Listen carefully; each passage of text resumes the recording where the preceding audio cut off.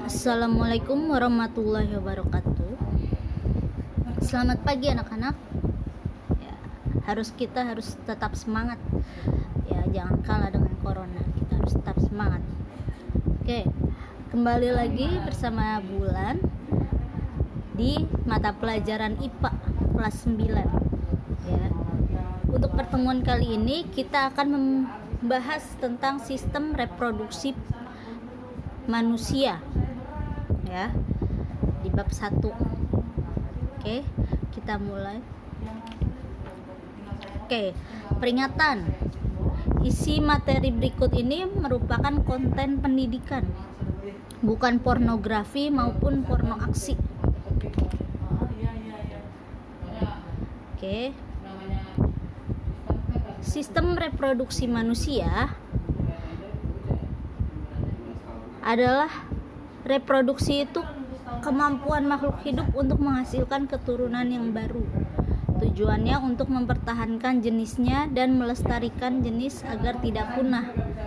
Pada manusia, menghasilkan keturunan baru diawali dengan peristiwa fertilisasi, yaitu pertemuan antara sel sperma dan sel ovum atau sel telur pada wanita.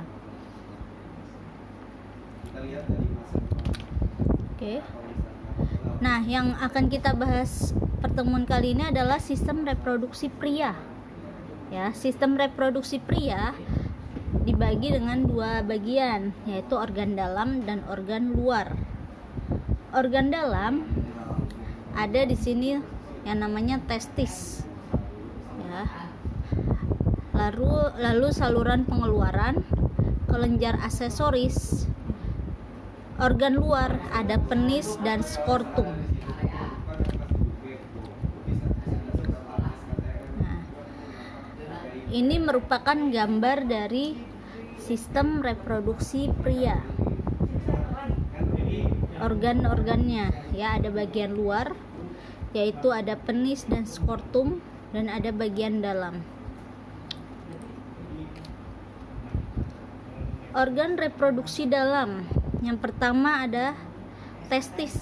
Ya, testis itu adanya di dalam kantung skortum. Ya, terdapat 2 buah testis, ya. Yang kedua ada epididymis. Yang ketiga ada vas deferens. Dan yang keempat ada vesicula seminalis. Itu di bagian sini. Nah, yang pertama testis. Nah, ini adalah gambarnya, ya. Nah, testis itu berbentuk lonjong seperti ukuran buah zaitun, terletak di dalam skrotum. Biasanya testis kiri agak lebih rendah dari testis kanan. Nah, testis memiliki 2 fungsi. Yang pertama menghasilkan sperma, dan yang kedua adalah menghasilkan hormon testosteron. Ya, hormon testosteron itu adalah hormon yang mengakibatkan pria banyak bulunya. Ya, ada bulu kumis, bulu ketek, jambang, jenggot. Nah, itu diproduksi oleh testis. Yang kedua ada yang namanya epididymis. Epididymis itu letaknya di atas testis, berupa saluran berkelok-kelok. Ya, berkelok-kelok. Tujuannya apa? Fungsinya? Fungsi dari epididymis adalah untuk mematangkan sperma. Nah, untuk menuju vas deferens. Ya. Nah, vas deferens adalah saluran menghantarkan sperma dari epididymis menuju kantung semen atau vesicula seminalis. Nah, kantung semen itu gunanya buat apa? Untuk memberi makan pada sperma.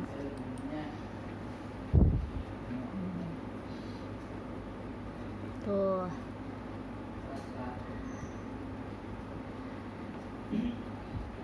Lalu yang keempat ada uretra. Ya, uretra. Uretra itu adalah saluran yang berada di akhir reproduksi, adanya di dalam penis. Nah, saluran pada pria, saluran kelamin dan saluran reproduksi dan saluran kemih itu menjadi satu, yaitu uretra. Ya, uretra. Kalau pada wanita itu dua, beda, ada dua saluran. Nah, fungsi dari uretra itu adalah membuang urin dari kantung kemih. Ya, kantung kemih itu penampungan urin sebelum dikeluarkan. Nah, kelenjar aksesoris pada organ reproduksi pria. Ya, gunanya untuk penambahan getah kelamin, mempertahankan kelangsungan hidup dan pergerakan sperma. Nah, kelenjar aksesoris terdiri dari vesikula seminalis, kelenjar prostat, dan kelenjar bulbouretra. Nah, vesikula seminalis adanya di sini. Vesikula seminalis pertama, kelenjar pertama yang dihampiri oleh sperma, ya, itu adalah penghasil semen atau makanan pada sperma, ya. Nah, menampung sperma, menghasilkan getah berwarna kekuningan. Makanya sperma itu warnanya agak putih kekuningan. Itu kaya akan nutrisi bagi sperma yang bersifat alkali. Yang kedua ada kelenjar prostat. Ya. Kelenjar prostat melingkari bagian atas uretra dan terletak di bawah kantung kemih. Menghasilkan getah yang mengandung kolesterol, garam untuk kelangsungan hidup sperma. Lalu yang ketiga, kelenjar aksesorisnya adalah bulbouretra, yaitu disebut juga dengan kelenjar Cowper. Kelenjar yang bersalurannya menuju uretra, menghasilkan getah yang bersifat basah. Oke. Yang kedua, organ reproduksi luar pada pria. Ya, di sini ada perbedaan antara penis yang tidak disunat, yaitu ada kulupnya, masih ada kulupnya. Nah, kulit depan ini yang disunat pada saat khitan, ya.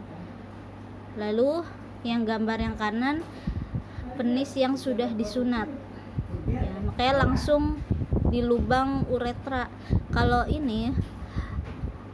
yang tidak disunat, nanti kencing-kencingnya akan menampung di kulit ini, menghasilkan bakteri, nanti malah jadi penyakit.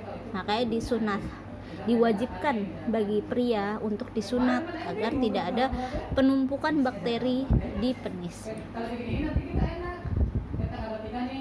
Nih, organ reproduksi luar ada penis, terdiri dari 3 rongga yang berisi jaringan spons. 2 rongga disebut spons corpus cavernosa, yaitu berupa jaringan corpus spongiosum yang membungkus uretra. Nah, corpus cavernosa ini adalah berisi alir pembuluh darah. Makanya saat ereksi akan akan membesar karena diisi oleh darah, ya, yang mengumpul di penis. Nah, ada uretra. Uretra itu adalah saluran kencing sekaligus saluran reproduksi pada pria. Ya. Tuh, ada keterangannya bila ada suatu rangsangan rongga. Ini korpus spongiumnya akan terisi penuh oleh darah sehingga menjadi besar. Nah, organ reproduksi bagian luar yang kedua adalah skortum. Ya, skrotum berjumlah sepasang atau 2 buah, terdiri dari testis dan epididymis di dalamnya. Skrotum itu hanya kantungnya saja. Di antara skrotum dan kanan, kiri dan kanan dibatasi sekat. Ya. Itu dapat mengerut dan mengendur. Berasal dari penerusan otot lurik. Nah, bagian luarnya itu adalah otot lurik. Nah, dalam pembentukan sperma atau spermatogenesis membutuhkan suhu yang stabil, yaitu beberapa derajat lebih rendah dari suhu tubuh. Oleh karena itu, bagi para pria lebih baik tidak berendam di air panas, tidak mandi air panas hangat, harus yang lebih dingin, terus tidak memakai celana dalam yang terlalu ketat karena dapat meningkatkan suhu. Ya, nanti produksi spermanya tidak bagus. Nah, ini oke, ada yang namanya spermatogenesis. Ya, spermatogenesis adalah pembentukan sperma. Ya, pembentukan sperma yang terjadi di dalam testis. Ya. Nah, kemarin kan kalian sudah menggambar proses pembelahan meiosis. Ya, meiosis apa? Menghasilkan sel anakan berjumlah 4. Begitu juga. Nah, itu kan oleh karena itu pembelahan meiosis itu terjadi di sel kelamin. Ya. Nah, bagan spermatogenesis seperti ini. Ini ada di dalam testis, ya. Ini di sini bagan-bagannya. Ya, ini sperma yang 2N, lalu menjadi spermatogonium, lalu spermatosit primer, lalu ada meiosis 1, hasilkan 2, lalu membelah lagi meiosis 2 menjadi 4 anakan. Nah, jadilah sel sperma. Nah, bentuk dari sperma kayak gini, seperti berudu, ya. Ada bagian kepala terdiri dari nukleus dan akrosom. Lalu bagian leher terdiri dari mitokondria dan bagian ekor yang terdiri dari plasma membran. Nah, ekor ini yang menggerakkan sperma agar bisa sampai ke sel ovum. Nah, hormon-hormon pada pria. Yang pertama ada testosteron. Nah, ini untuk yang tadi Bulan bilang, untuk perkembangan reproduksi sekunder. Ya, kalau reproduksi primer itu penghasilan sperma. Kalau testosteron gunanya untuk reproduksi sekunder, yaitu ciri reproduksi sekunder pada pria yaitu ada yang namanya pertumbuhan bulu-bulu, ya, entah itu bulu kumis, jenggot, jambang, janggut, rambut, bulu kaki yang berlebihan, bulu dada, bulu kemaluan, bulu ketek. Nah, itu diakibatkan oleh hormon testosteron yang lebih banyak daripada wanita. Wanita juga ada hormon testosteron, tapi kadarnya sedikit. Ada LH, ya, berfungsi mensekresikan testosteron. FSH, estrogen, hormon pertumbuhan. Nah, LH ini dari 1 sampai 4 itu wanita ada, tapi yang kecil hanya testosteron, yang ini gede. Kebalikannya dari wanita, Kalau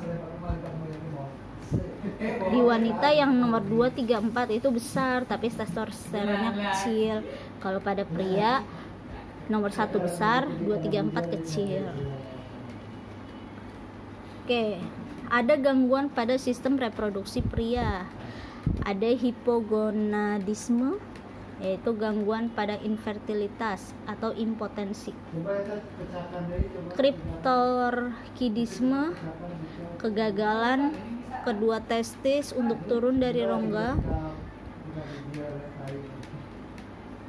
Ya. Untuk merangsang testosteron. Ada uretritis, yaitu gangguan pada uretra. Ya. Ada prostat, gangguan prostat.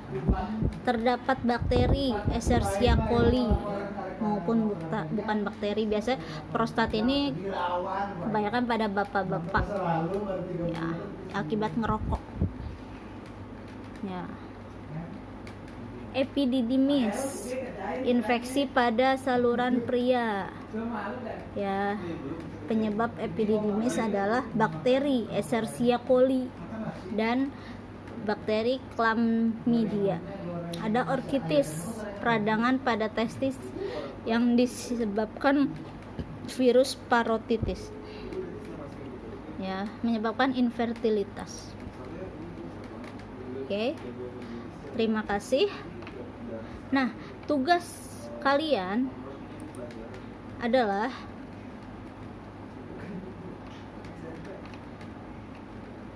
menggambar, menyebutkan, nggak usah digambar deh, disebutkan aja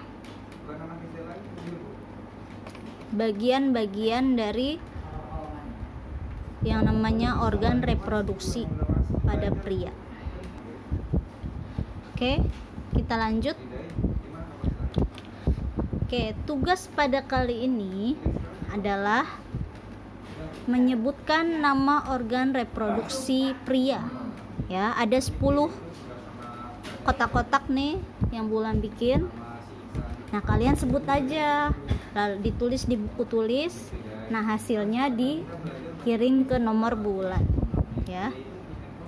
Oke, selamat mengerjakan dan terima kasih. Assalamualaikum warahmatullahi wabarakatuh.